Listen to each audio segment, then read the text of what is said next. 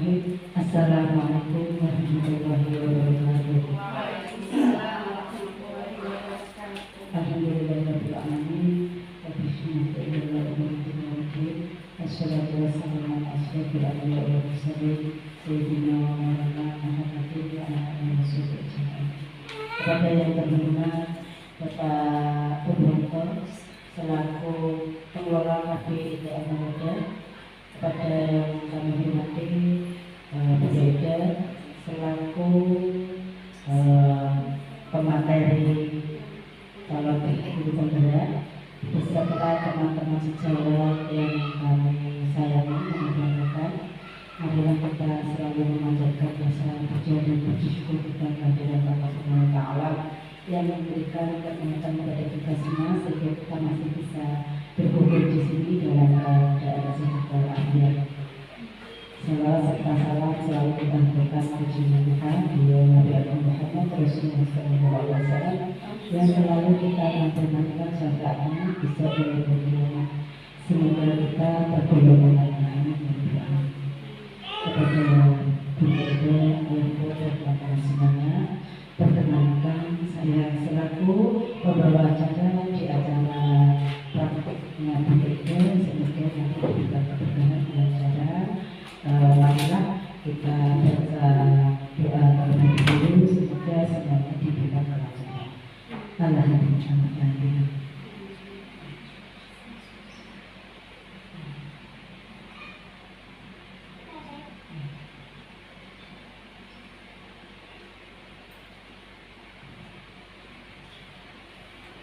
Terima kasih. Semoga dengan bacaan kita nanti menghantar kita semuanya menuju acara menjadi berkah untuk kita semuanya. Untuk selanjutnya yaitu sambutan dari pengelola Kafe ITM Muda yang akan disampaikan oleh beliau Bapak Purwonto Masudi. Kepada beliau kami persilakan.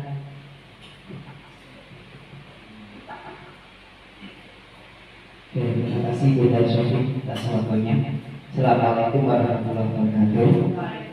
Kepada teman-teman, pada siang hari ini kita akan belajar bersama dari beliau Mbak Ida selaku calon guru penggerak angkatan 9 pada kesempatan siang hari ini akan menyampaikan aksi nyata diseminasi budaya positif, dan mudah-mudahan dari aksi nyata beliau bisa kita ATM ya, amati tiru modifikasi, tapi bukan ATP, amati tiru blok ya. Selama ini kita tidak blok, tapi kita tidak melihat kondisi kita apakah bisa dengan sesuai dengan mungkin hasil nyata dari teman-teman yang lain. Tapi harapannya adalah sesuaikan dengan kondisi kelas masing-masing, karena ini adalah nanti arahnya ke kelas ya. Mungkin teman-teman di sini sudah ada beragam kelas, sesuaikan dengan kondisi kelas masing-masing. Dan mudah-mudahan dari destinasi ini bisa membuka wawasan kita bagaimana kita mempertingkatkan anak-anak dalam proses belajar, dan kita pun juga seorang guru juga mempraktikkan dalam mengajar. Dan kami ucapkan terima kasih kepada Bunda Ida yang sudah berkenan berbagi praktek baiknya. Mudah-mudahan bisa menjadi jariah yang mengalir untuk Bunda Ida dan bisa kita tularkan untuk anak-anak peserta didik kita semuanya. Oke, dari saya cukup sekian. Kurang lebihnya mohon maaf. Yang adalah teman-teman selamat belajar, selamat kita bersama-sama mempelajari diseminasi aksi nyata budaya positif dari budaya. Terima kasih. Wassalamualaikum warahmatullahi wabarakatuh. Waalaikumsalam warahmatullahi wabarakatuh. Terima kasih kepada Ibu. Mudah-mudahan apa yang disampaikan oleh beliau bisa menjadi bacaan untuk kita semuanya. Untuk selanjutnya yaitu materi yang akan disampaikan oleh Bunda Siti Masyidah Budi pada kehidupan persidangan. Terima kasih Bunda Sofi.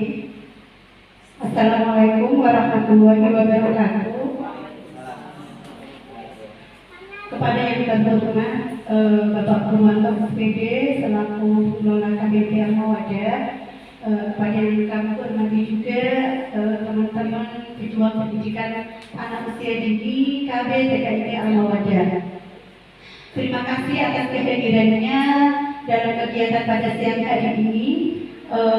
Teman-teman, syukur alhamdulillah, segala puja dan puji syukur senantiasa kita panjatkan kepada Allah Subhanahu wa taala yang telah melimpahkan limpahan banyak nikmat kesehatan ya, terutama sehingga pada siang hari ini kita bisa berkumpul bersama dalam kegiatan aksi nyata diseminasi budaya positif.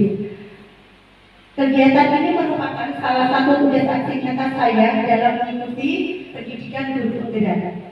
Alhamdulillah saya sudah menyelesaikan modul 1 dan modul 1 ini terdapat 4 submodul, modul 1.1 sampai modul 1.4. Dan ini adalah modul 1.4 sub yang terakhir, yaitu tentang budaya positif. Untuk itu saya ditugaskan untuk melakukan penugasan tentang apa yang sudah saya pelajari di modul ini, yaitu tentang teori-teori budaya positif, kemudian tentang pengalaman-pengalaman penerapan saya mengenai budaya positif di sekolah. Nah teman-teman, insya Allah untuk beberapa menit ke depan kita akan belajar bersama, diskusi bersama, sharing terkait budaya positif.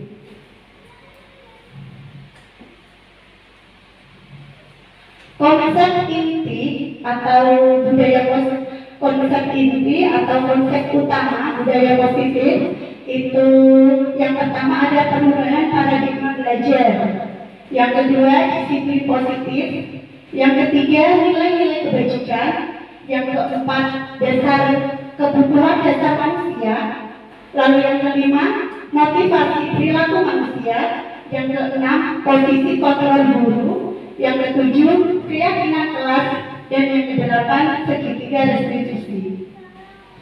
Nah dari kedelapan materi ini nanti akan kita bahas bersama-sama ya Bunda. Yang pertama tentang pembelajaran dengan paradigma baru.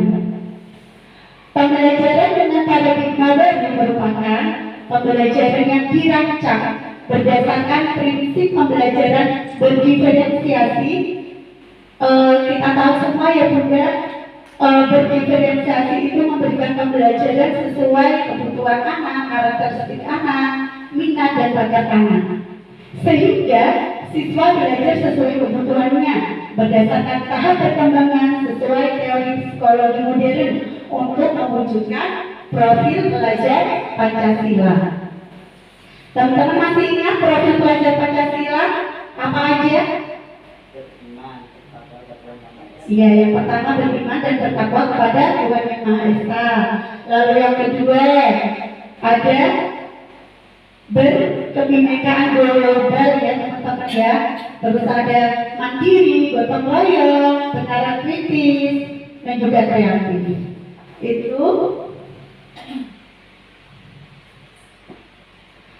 sekarang kita akan mempelajari miskonsepsi tentang teori kontrol, yaitu yang pertama, guru mengontrol murid.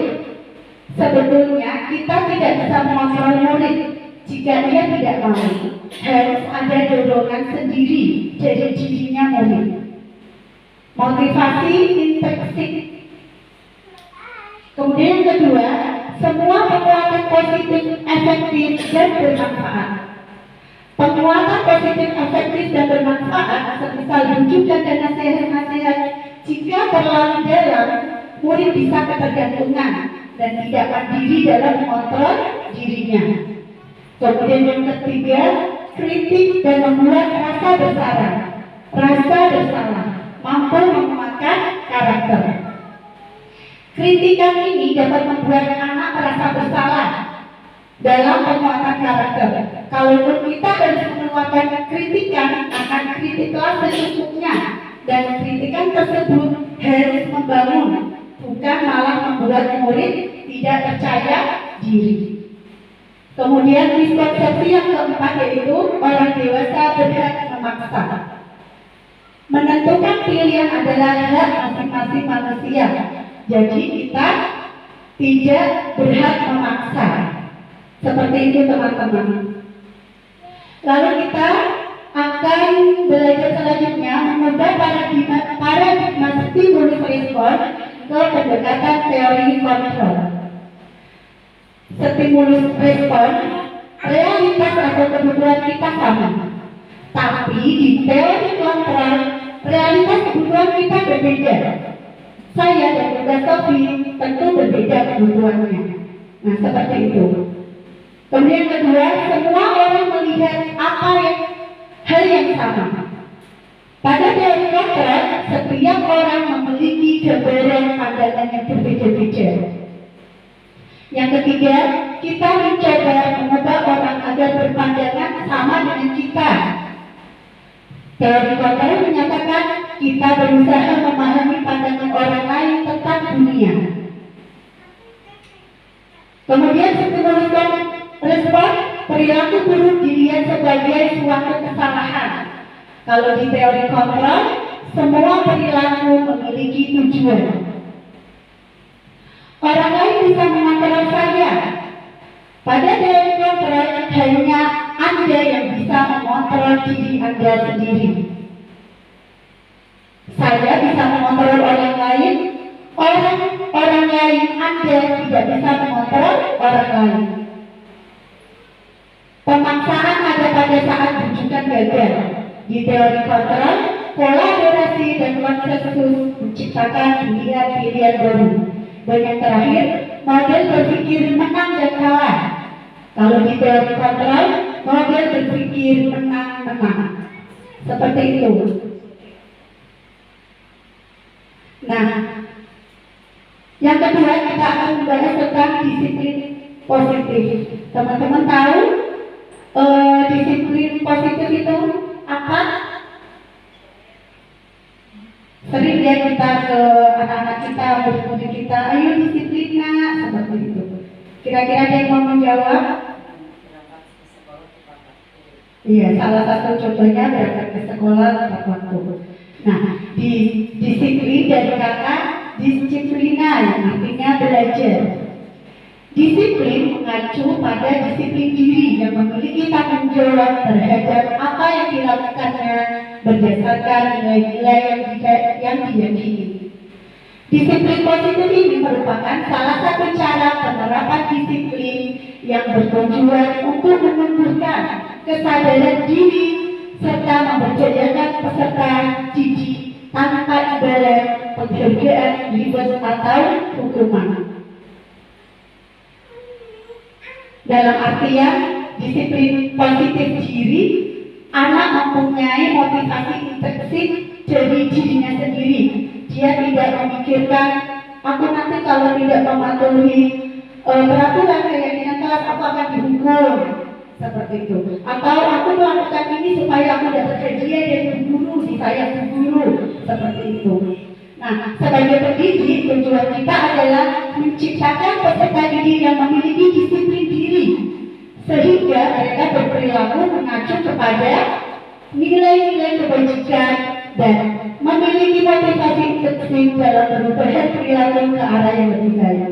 Seperti yang sudah saya jelaskan tadi ya Bunda.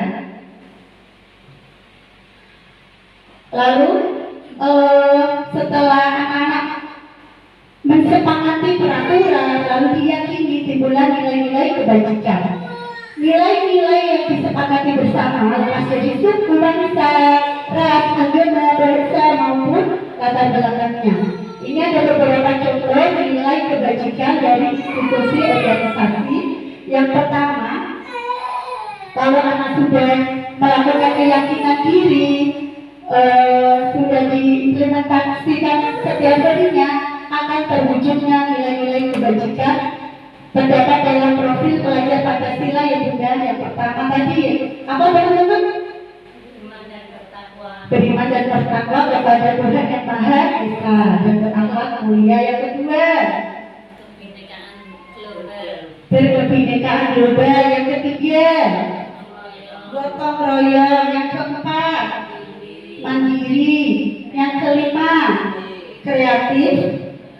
Dan yang terakhir, benaran kritis. Ini salah satu contohnya ya Bunda. Kemudian salah satu contohnya ada di HF 9 pilar karakter. Ini juga kita sudah terangkan setiap hari ya Bunda. Yang mana nilai kebajikan yang kita mau wujudkan di murid-murid kita. Yang pertama ada cipta Tuhan dan segenap ciptaannya, lalu mandiri, disiplin dan tanggung jawab, jujur, amanah dan berkata yang baik, hormat, santun dan pendengar yang baik, sampai anak bisa toleran, cinta, damai dan bersatu.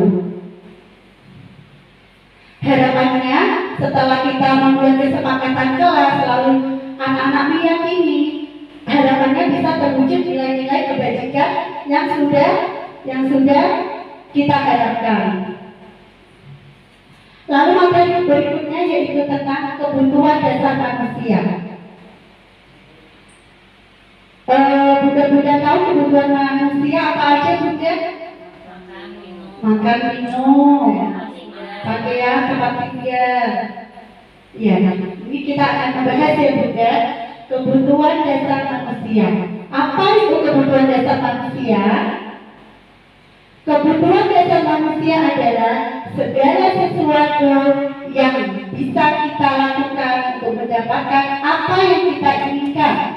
Seluruh tindakan yang kita lakukan memiliki tujuan, dan semua usaha terbaik yang kita lakukan dalam rangka agar kebutuhan dasar kita terpenuhi dengan baik.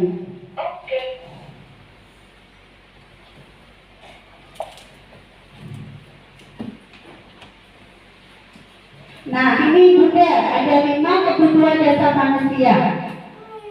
Yaitu yang pertama apa Bunda? Ya, kebutuhan yang dasar manusia yang pertama yaitu untuk bertahan hidup. Seperti apa? Makanan, seperti yang disebutkan Bunda tadi ya. Makanan, tempat tinggal, pakaian, keamanan dan kesehatan. Lalu yang kedua ada kebutuhan apa Bunda? Kasih sayang dan rasa aman. Rasa diterima, dipedulikan, berbagi kerjasama, menjadi bagian dan kelompok lain. Sering kita dapati ya Bunda di kelas-kelas kita, anak-anak kita yang mungkin campur perhatian, ini termasuk kebutuhan dasarnya. Dia membutuhkan kasih sayang dari kita, rasa aman dari kita.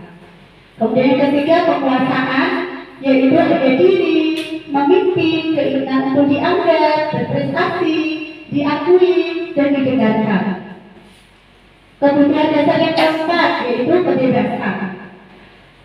Contohnya mandiri, memiliki pilihan, mencoba hal yang baru, mampu mengendalikan arah dirinya. Dan kebutuhan yang terakhir yaitu apa Bunda? Kesenangan, seperti bermain, humor, rekreasi ya. Kalau kita pengen healing, berarti itu kebutuhan dasar kita Bunda. Kebutuhan dasar manusia. Kita butuh refreshing ya, butuh penyegaran ya Bunda ya. Nah, ini 5 kebutuhan dasar manusia. Sekarang kita mau belajar tentang motivasi perilaku manusia Bunda. Manusia itu melakukan sesuatu, motivasinya apa? Yang pertama, menghindari ketidaknyamanan atau hukuman. Nah, kita lihat anak kita yang belum mempunyai motivasi intrinsik ya, pada dirinya pasti dia, aku salihah, aku sholat kita biar aku nggak dihukum, nggak dipindah di belakang tuh kayak temenku misalnya. Ya kan Bunda? Nah itu menghindari ketidaknyamanan atau hukuman. Mungkin salah satu siswa kita masih ada yang melakukan disiplin karena menghindari ketidaknyamanan atau hukuman. Terpaksa. Kemudian yang kedua, mendapat imbalan atau penghargaan orang lain. Aku ikut di sekolah pintar supaya aku disayang bundaku. Nah itu juga salah satu motivasi perilaku manusia. Nah yang pertama dan kedua itu termasuk motivasi instruksi dorongan dari luar. Dia berarti belum menyadari pada dirinya sendiri, masih harus dimotivasi orang lain. Motivasi yang terbaik yaitu motivasi yang untuk menjadi orang yang mereka inginkan dan menghargai dirinya sendiri dengan nilai-nilai yang mereka percaya. Nah, ini motivasi intrinsik itu motivasi yang terbaik yang dimiliki anak. Selanjutnya kita mengenal teori hukuman, konsekuensi, dan restitusi. Hukuman yang pertama, kita memberikan hukuman biasanya itu tidak terencana atau tiba-tiba, benar nggak Bunda? Misal anak kita melakukan apa, yaudah kamu di luar dulu deh. Nah itu pendukung atau dukun itu melakukan itu spontan, tiba-tiba tanpa direncanakan. Yang kedua, murid tidak tahu apa yang terjadi dan tidak dilibatkan. Hukuman yang diberikan ke anak itu nggak diajak, nggak dilibatkan. Hukuman apa ya kira-kira? Pasti guru akan berikan hukuman sepihak dari guru sesuai keinginan guru. Kemudian yang ketiga, bersifat satu arah. Nah, ini dari guru tadi ya, satu arah ya. Lalu berupa hukuman fisik atau psikis. Biasanya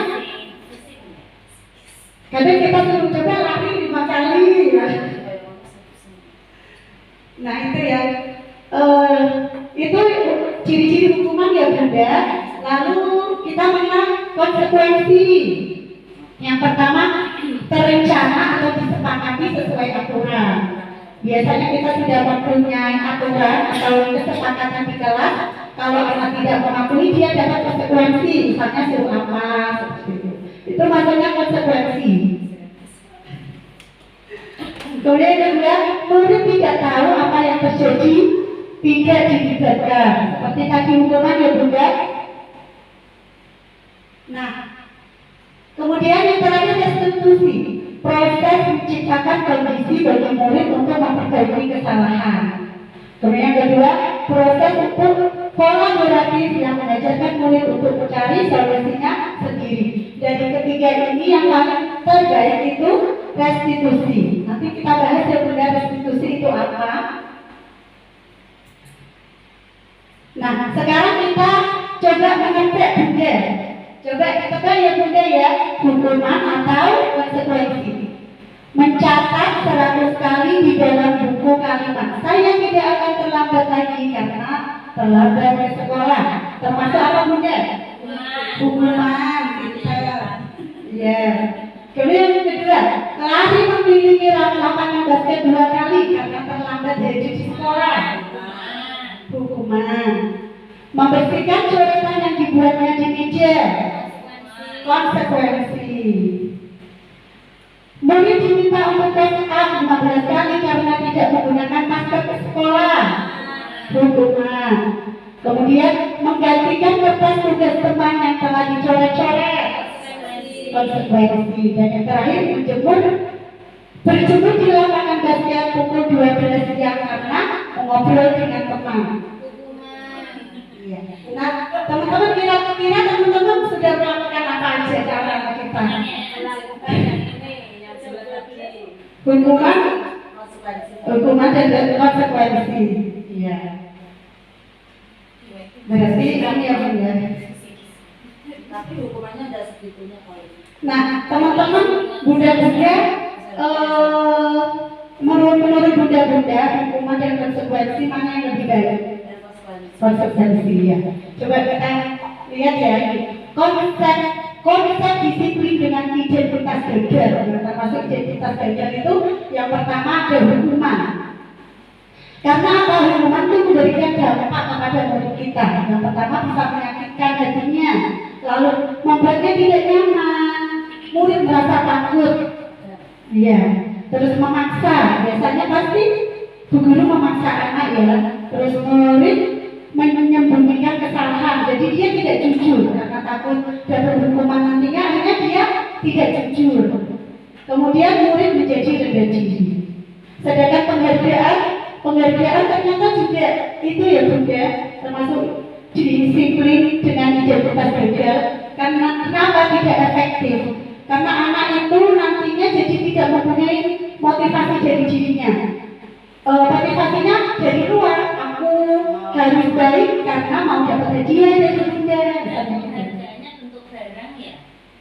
Kalau bentuk merasa dihargai itu kayaknya enggak ya, malah lebih baik ya. Kalau ini karena penghargaan berupa barang, mungkin Berupa barang maupun kayak jempol, gulut. Jadi nanti jadi tergantungan gitu loh terus anaknya, takutnya jadi ketergantungan. tapi anak harus didikkan juga kan, masa tidak diberi penguatan ya, saya dia sudah melakukan. Ya kalau penguatan boleh bunda, penguatan boleh. Nah ini tuh penghargaan.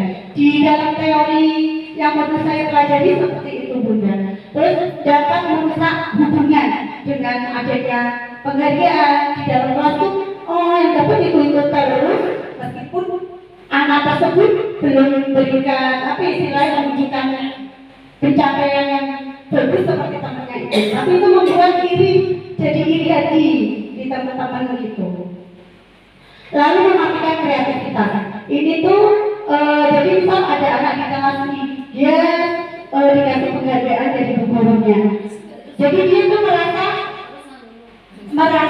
dia langsung merasa dari dia aku begini aja sudah dapat penghargaan dari guruku. Jadi dia tidak ada motivasi untuk lebih baik lagi, untuk berkembang. Karena dia begitu aja sudah dikasih penghargaan oleh gurunya. Seperti itu bunda.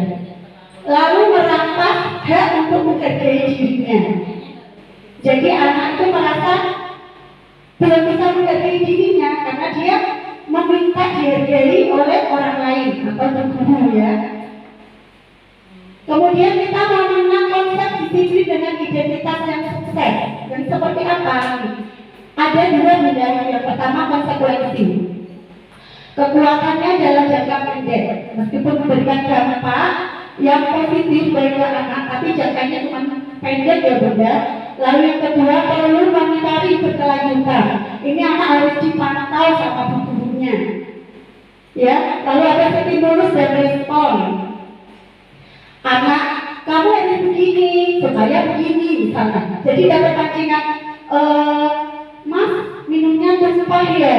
Apa yang harus dilakukan? Lalu responnya, saya mengambil bunda mau tapel. Nah, kayak seperti itu. Dia menempatkan minuman, terus bundanya masih pertanyaan seperti itu. Itu responnya anak, dia bunda saya mau ambil pel.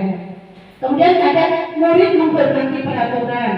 Lalu murid kehilangan waktu untuk merenungi kesalahannya karena langsung dikasih stimulus oleh gurunya. Jadi anak itu tidak berpikir, tidak bisa merenungi kesalahannya. Oh aku langsung nyalah gitu. Jadi dia nggak berpikir aku harus bagaimana ya kelanjutannya ya. Tidak diberikan kesempatan untuk merenungi kesalahannya. Nah yang ketiga ini bunda, yang kedua bunda tentang restitusi.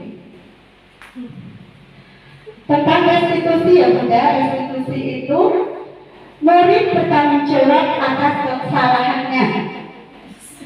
Misalnya restitusi ini, misal anak tidak merapikan mainannya setelah digunakan. Dia sudah ada motivasi intrinsik dalam dirinya sendiri, dia langsung merapikannya. Dia punya tanggung jawab. Kemudian fokus pada pemecahan masalah jangka panjang.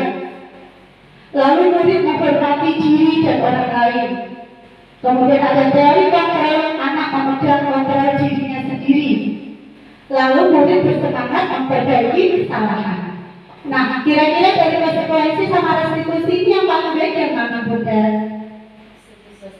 Restitusi ya bunda. Nanti kita lihat nih. Apa itu sebenarnya restitusi? Konsep disiplin dengan pendekatan restitusi. Restitusi adalah proses menciptakan kondisi bagi murid untuk memperbaiki kesalahannya, sehingga mereka bisa kembali pada kelompok mereka dengan karakter yang lebih kuat. Sedangkan ciri-ciri restitusi yang pertama itu apa bunda? Bukan menebus kesalahan, namun belajar dari kesalahan. memperbaiki hubungan, tawaran bukan paksaan, menuntun untuk melihat ke dalam diri, kemudian mencari kebutuhan dasar dan mendasari tindakan, fokus pada karakter bukan tindakan, menguatkan dan fokus pada solusi atas kesalahan.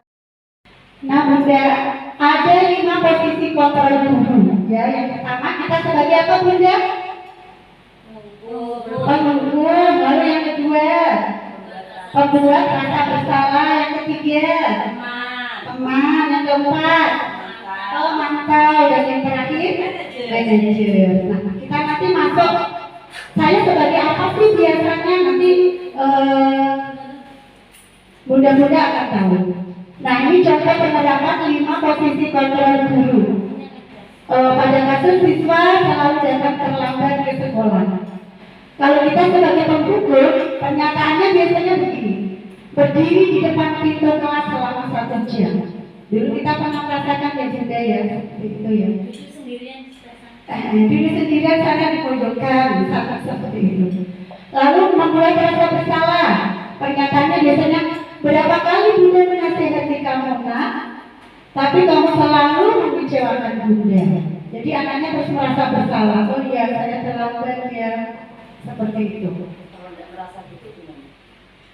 Kita membuat pernyataan yang membuat anak itu merasa bersalah Bunda. Jadi anak itu merasa bersalah. Oh iya, aku terlambat, seperti itu. Sekarang sebagai teman, biasanya pernyataannya, ayo dong ikutin aturan di sekolah, tolong bantu Bunda ya Mas, kali ini saja. Sudah tidak apa-apa, lain kali jangan sampai terlambat lagi ya Mas. Nah itu posisinya kita sebagai teman, guru dan anak posisinya sebagai teman. Biasanya pernyataannya seperti itu. Lalu sebagai pemantau, pernyataannya begini, kamu sudah melanggar peraturan sekolah. Kamu tahu konsekuensinya? Ketika datang terlambat, maka berdoa sendiri ya, karena teman-teman sudah berdoa bersama-sama. Itu pemantau. Lalu kalau kita sebagai manajer, nih, apakah kamu tahu kesalahanmu? Kira-kira bagaimana kamu memperbaiki kesalahanmu? Nah, ini posisi kontrol guru yang terbaik itu sebagai manajer Bunda.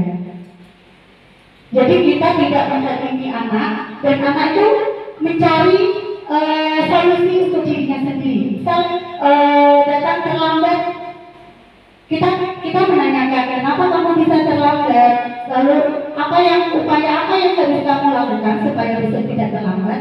Anak itu akan mencari solusinya sendiri. Oh iya Bunda, aku akan bangun lebih pagi, aku tidak mainan HP, lalu aku pasang alarm dan lain sebagainya. Jadi anak mencoba mencari solusinya sendiri.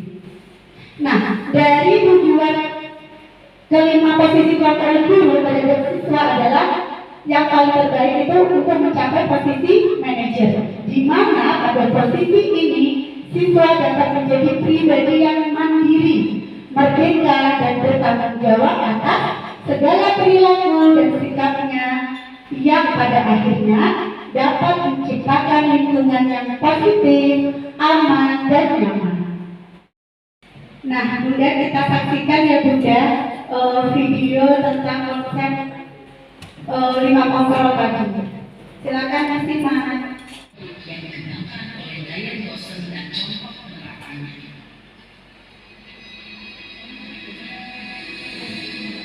Mari kita saksikan kasus menarik yang terlambat hadir di waktu sekolah dan melihat bagaimana kelima posisi kontrol dalam menghadapi masalah tersebut.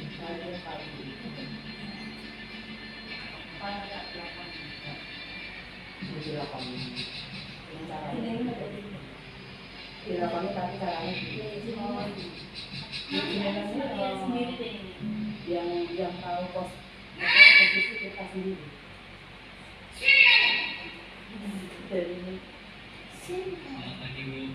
Ini penghukum Bunda. Kamu deh, pasti terlambat. Apa coba? Alasan kamu apa lagi? Kapan sih kamu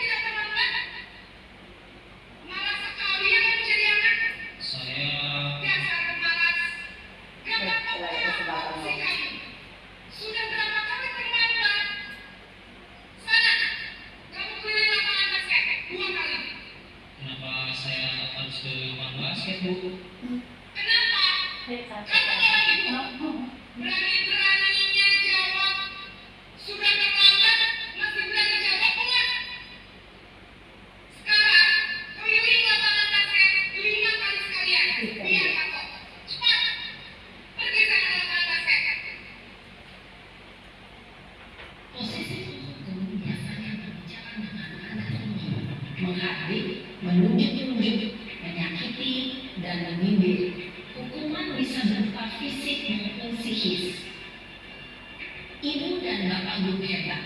Dampak yang terjadi pada murid ketika guru berada pada posisi penghukum adalah murid cenderung akan memberontak, bahkan menyimpan dendam.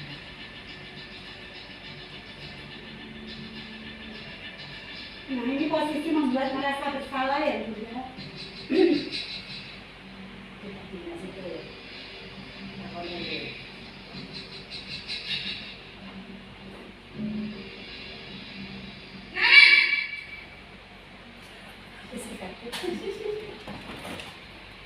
Ayo. Naren, kamu kenapa terlambat lagi, nak? Ya Tuhan, Naren, kamu senang ya bikin ibu susah ya?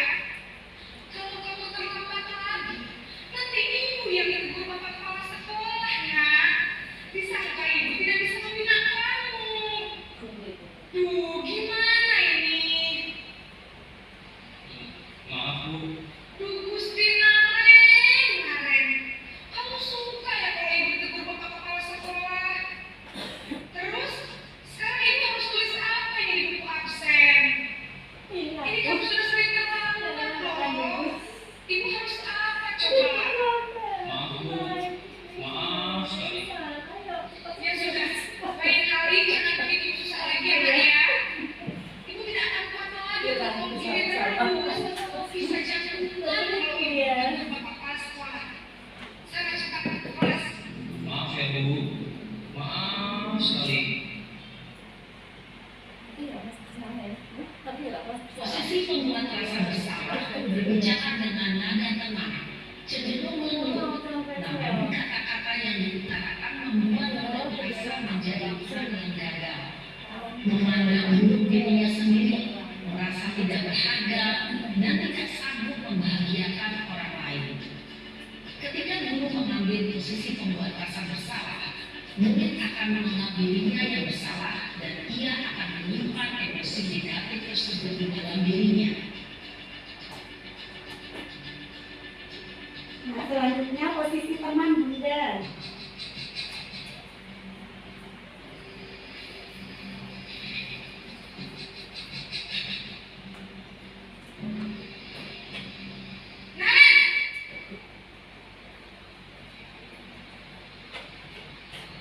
Selamat pagi Bu. Wah, sudah jam berapa ini, Nak?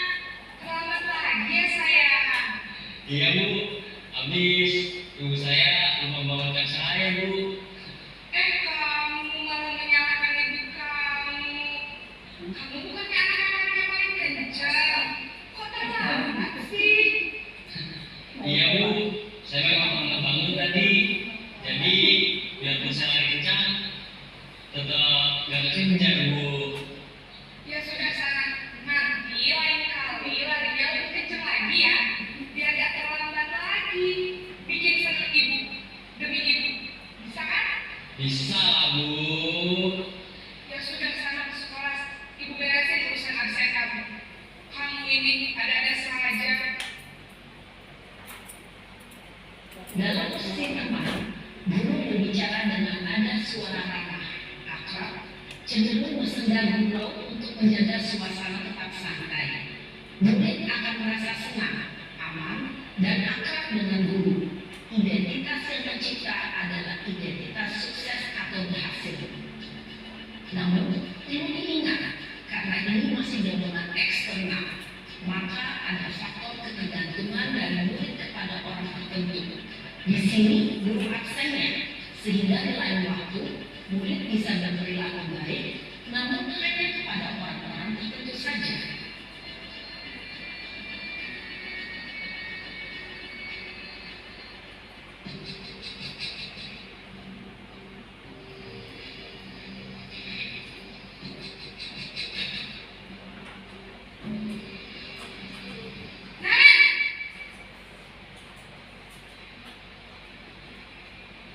Selamat pagi Bu.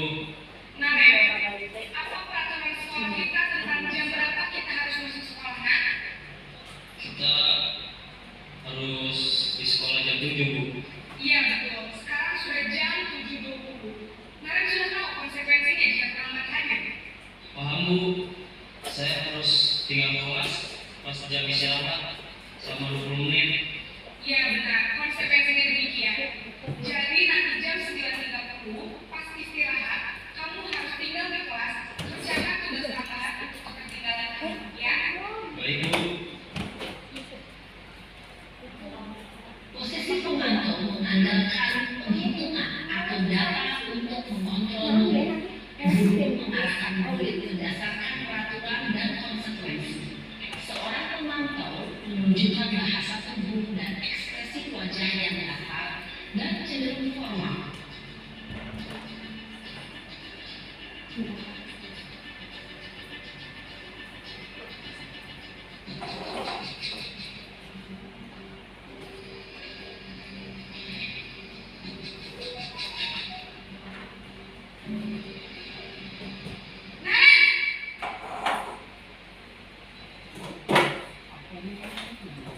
Pagi Bu. Selamat pagi, Naren. Maaf Bu, saya terlambat. Iya, sekolah masuknya jam 7, sekarang sudah jam 7.20. Jadi sekarang bagaimana ya, Naren? Maaf Bu, saya lupa alarm saya semalam. Baiklah, menurut kamu, keyakinan sekolah yang mana yang perlu kamu tingkatkan? Menghargai diri sendiri dan orang lain mungkin ya Bu. Setuju. Jadi, apakah Naren meyakini prinsip saling menghormati tersebut? Iya Bu, saya meyakininya. Apakah Naren bersedia memperbaiki masalah keterlambatan ini? Bersedia Bu. Bagaimana kamu akan memperbaiki masalah keterlambatan ini? Saya akan coba untuk tidak lupa menyetel alarm saya Bu. Baik, kalau Naren mau menyetel alarm di rumah, ada orang yang kira-kira bisa bantu mengingatkan tidak? Ada Bu, kata saya, Kak Emma. Ada lagi selain KM? Selain Kak Emma, ada ibu saya. Baik, jadi yang mengingatkan Naren adalah Kak Emma dan ibu kamu ya? Kira-kira akan mulai set alarm kapan, Naren? Setelah pulang sekolah, akan segera saya lakukan. Baik, jadi Naren akan setel alarm untuk bangun besok pagi dan akan diingatkan oleh kakak dan ibu dan Naren ya. Ada lagi yang mungkin perlu dilakukan Naren agar tidak terlambat bangun lagi. Tidak ada Bu. Baik Naren, terima kasih untuk kerjasama kamu. Sekarang kamu perlu kembali ke kelas untuk belajar. Baik Bu, terima kasih. Posisi manajer adalah posisi kontrol yang disarankan untuk membimbing murid memiliki sikap disiplin yang positif, yaitu murid yang mandiri, bertanggung jawab, dan dapat memecahkan masalah. Tujuan dari posisi ini adalah agar murid dapat berefleksi atas tindakannya. Guru akan dengan tulus memberikan pertanyaan-pertanyaan bermakna, sehingga membuat murid dapat belajar dari kesalahannya dan mencari sebuah solusi untuk menyelesaikannya. Ibu dan bapak guru hebat, setelah mengamati adegan kelima posisi kontrol tadi, kira-kira posisi mana yang paling ideal? Posisi mana yang dapat menunjang motivasi intrinsik murid? Ya, tentu posisi manajer. Posisi ini memang posisi ideal yang ingin dituju setiap pendidik. Pada posisi inilah, guru dapat menerapkan disiplin positif yang berpihak pada murid, yang memerdekakan murid. Perjalanan seorang pendidik tentunya tidak mudah untuk sampai pada posisi seorang manajer. Namun, tujuan kita pasti, yaitu menciptakan murid-murid yang mandiri, merdeka, dan bertanggung jawab. Semoga penggambaran 5 posisi kontrol yang telah diperlihatkan ini dapat menjadi ajang refleksi bagi kita semua, agar dapat terus mengasah dan menerapkan disiplin positif yang memerdekakan murid. Mari terus berlatih dan bersemangat. Selamat menerapkan. Salam dan bahagia, Ibu dan Bapak Guru hebat. Nah teman-teman, kita sudah menyaksikan video tadi ya kelima posisi kontrol sebagai guru. Nah, dalam penerapan program disiplin positif, hendaknya guru memiliki standar kepribadian profesional dan sosial yang baik, di mana guru mampu merefleksi dirinya dalam posisi kontrol saat ini. Bagaimana perjalanan dirinya sebagai aktor menuntun murid-murid kita atau manajer menjadi insan yang mandiri, merdeka dan bertanggung jawab. Kita terus belajar ya Bunda, berupaya untuk menjadi posisi kontrol di posisi manajer ya Bunda. Ya. Oke, selanjutnya kita akan membahas tentang keyakinan kelas. Nah, untuk keyakinan kelas ini ciri-cirinya bersifat lebih rinci dan konkret. Lalu senantiasa dibuat dalam bentuk positif, jadi tidak membuang sampah. Itu negatif ya Bunda. Positifnya yaitu membuang sampah pada tempatnya, tidak jalan-jalan, berarti harus ya duduk dengan tenang, dengan rapi. Ya, membuang sampah pada tempat sampah, memakai bentuk kalimat yang positif. Lalu hendaknya tidak terlalu banyak, sehingga mudah diingat dan dipahami oleh murid-murid kita. Lalu sesuai dengan kondisi dan sekolahan kita, sehingga mudah diterapkan. Kemudian semua warga sekolah atau warga kelas dilibatkan dalam membuat keyakinan kelas. Nah, kemarin kita sudah biasa ya Bunda, kita sudah dari awal mengajar, kita itu di kelas sudah ada kesepakatan kelas ya Bunda, kita sudah membuatnya ya. Nah, sebelum mempelajari modul ini, saya itu sudah membuat kesepakatan kelas dengan anak-anak. Kemudian setelah itu dengan mempelajari modul ini, saya jadi belajar untuk setelah membuat kesepakatan kelas, lalu kita yakini bersama-sama ya, sehingga nanti harapannya bisa terwujud menjadi nilai-nilai kebajikan atau nilai-nilai kebaikan untuk kelas kita. Sebelum kita membuat kesepakatan kelas, biasanya saya akan memancing menanyai anak-anak, kita menginginkan kelas impian kita seperti apa? Seperti itu. Nanti anak-anak akan menjawab, saya mau kelas kita bersih Bunda, tenang Bunda, dan lain sebagainya. Setelah kita menanyakan impian kelas yang diinginkan anak-anak, lalu kita berdiskusi tentang kesepakatan kelas. Nanti semua anak ini dilibatkan, boleh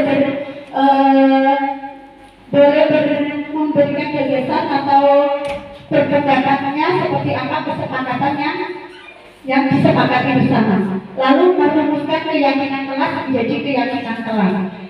Setelah kita sudah mengungkapkan kesepakatan kelas, lalu kita yakini bersama, kita iakan bersama, dan kita melaksanakan bersama. Setelah itu kesepakatan itu kita tuangkan dalam tulisan ya Bunda, yang nantinya kita akan tempel di dinding, dan kita akan berulang-ulang untuk mengingatkan anak-anak tentang keyakinan kelas ini.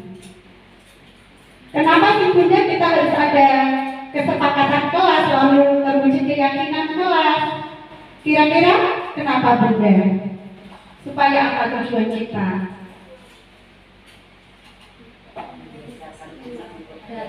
Iya, kenapa kita harus ada kesepakatan kelas? Kita harus meyakini kesepakatan kelas itu. Tujuannya sebenarnya kita untuk apa sih Bunda? Menurut Bunda itu? Mengenalkan peraturan ya. Mengenalkan peraturan.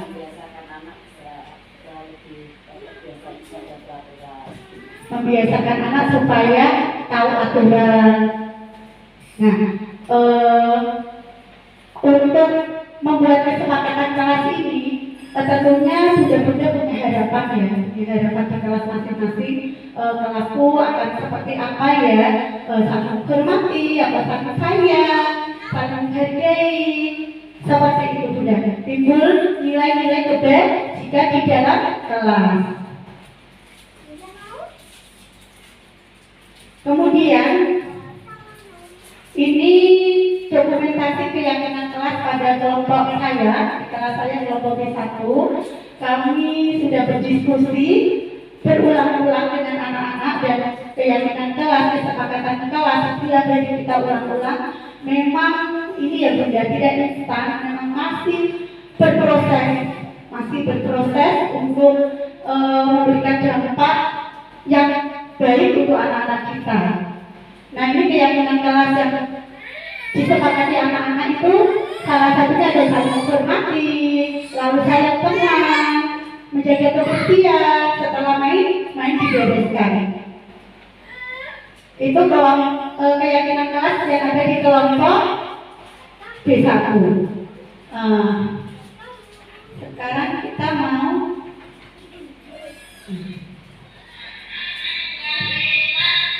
ini bunda-bunda, saya sudah implementasikan di kelas saya untuk membentukkan keyakinan kelas.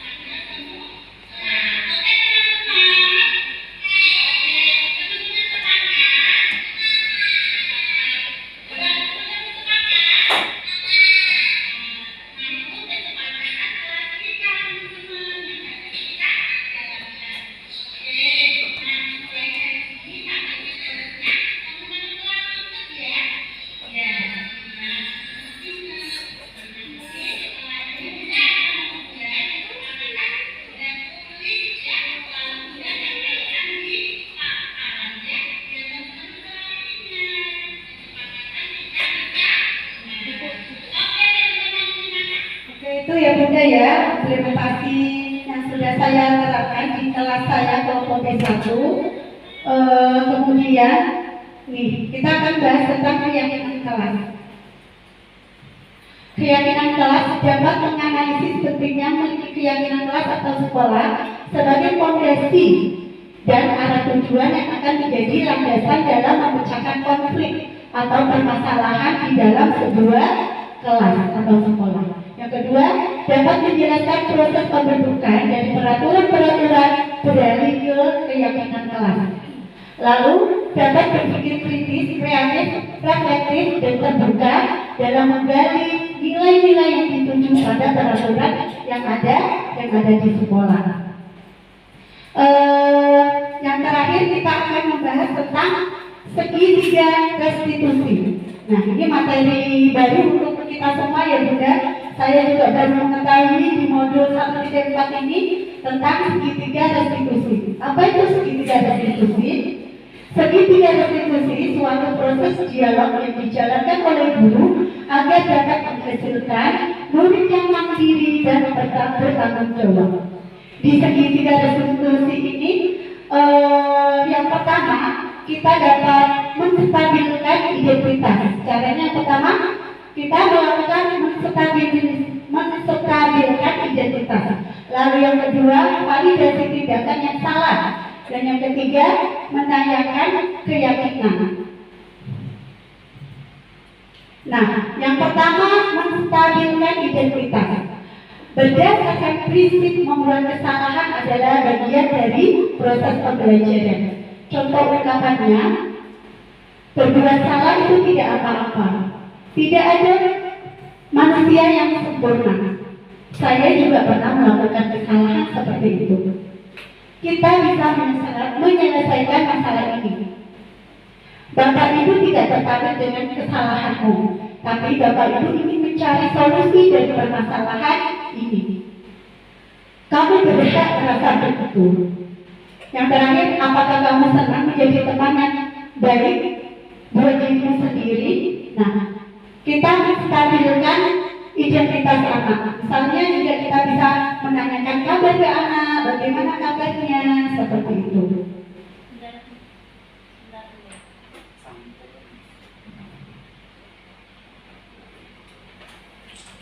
Kemudian langkah yang kedua yaitu validasi tindakan yang salah. Berdasarkan prinsip setiap perilaku berupaya memenuhi suatu kebutuhan tertentu.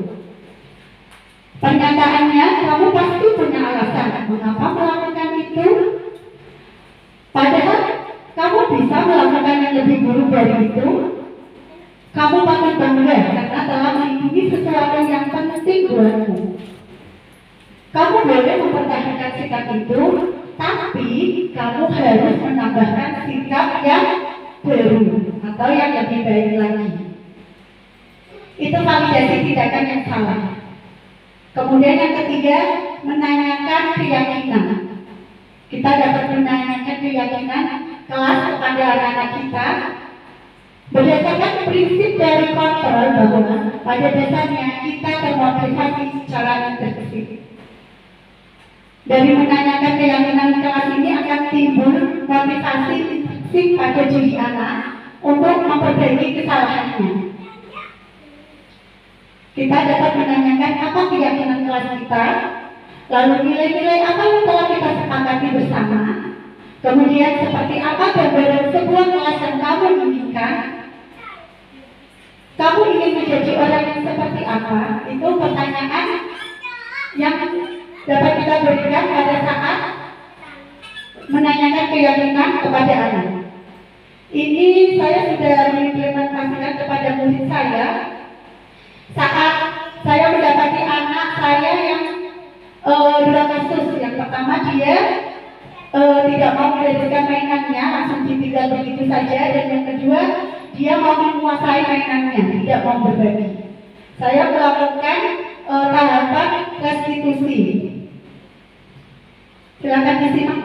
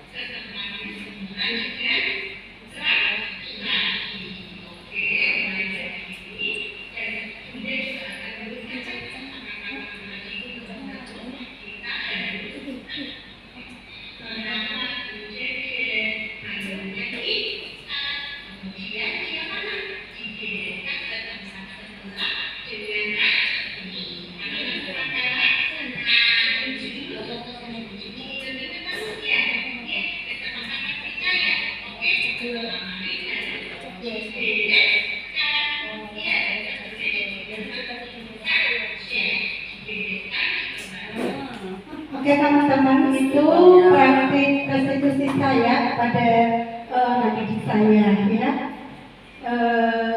Jadi masih panjang ya. ya ini udah selesai kok Bunda. Ini udah sepakat seperti itu. Jadi restitusi itu kita menanyakan nilai-nilai keyakinan yang sudah disepakati bersama. Mengingatkan anak-anak, kita berikan pemantik pertanyaan dan anak-anak akan berikan solusi permasalahannya sendiri. Iya, ini yang terakhir Bunda, tujuan restitusi. Tujuan restitusi yang pertama, guru mengetahui restitusi sebagai salah satu cara untuk menanamkan disiplin positif pada murid sebagai bagian dari budaya positif di sekolah. Kemudian yang kedua, guru dapat menerapkan restitusi dalam mendidik murid berdisiplin positif agar menjadi murid yang berkarakter dan merdeka. Dan yang ketiga, terakhir, guru dapat menganalisis dengan sikap reflektif di lingkungan kita. Seperti itu Bunda, alhamdulillah kita sudah belajar tentang budaya positif dan penerapannya di kelas kami, di sekolah kami, di kelas B1 TKIP Al-Awaja. Ayah Bunda, semoga sesi belajar diskusi hari ini membawakan banyak manfaat untuk kita semua sehingga dapat mewujudkan siswa-siswa kita sesuai dengan profil pelajar Pancasila dan berkarakter. Terima kasih.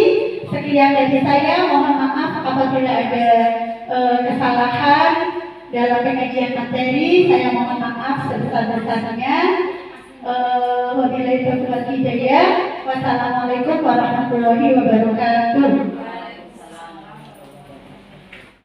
Terima kasih untuk materi yang disampaikan Bunda ini hari ini. Semoga membawa manfaat bagi kita semuanya. Demikian acara kita tutup dengan bacaan hamdalah bersama-sama. Alhamdulillahirabbil alamin. Akhir kata dari saya, wassalamualaikum warahmatullahi wabarakatuh.